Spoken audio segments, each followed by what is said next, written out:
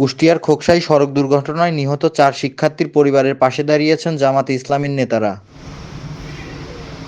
সোমবার বিকেলে কুষ্টিয়া জেলা জামাতের আমির অধ্যাপক আবুল হাশেমের নেতৃত্বে জেলা জামাতের একটি টিম নিহতদের পরিবারের কাছে যায়। তারা পরিবারগুলোর মাঝে নগদ অর্থ তুলে দেন।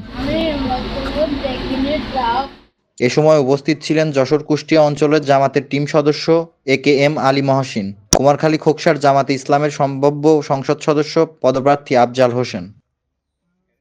এরপর নিহতের পরিবারবর্গ খোকসা জামাতের নেতাকর্মী ও স্থানীয়দের নিয়ে যান কবরস্থানে। পরে নিহত ৪ শিক্ষার্থীর কবর জিয়ারত করেন তারা।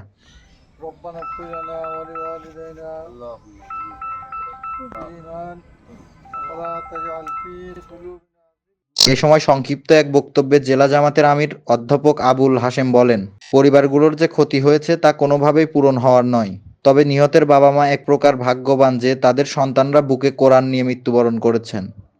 আমরা আপনাদের ভাই, সমবেদনা জানাতে এসেছি, পাশে থাকতে এসেছি। এ সময় আরও উপস্থিত ছিলেন কুষ্টিয়া জেলা জামাতের সহকারী সেক্রেটারি হাফেজ রফিক উদ্দিন, রবিন হোসেন, খোকসা উপজেলা জামাতের আমির নজরুল ইসলাম, সেক্রেটারি মৌলানা আইন উদ্দিন সহ স্থানীয় জামাত ও ছাত্র শিবিরের নেতাকর্মীরা। রাকিবুজ্জামান তুষার, কুষ্টিয়ার সময়।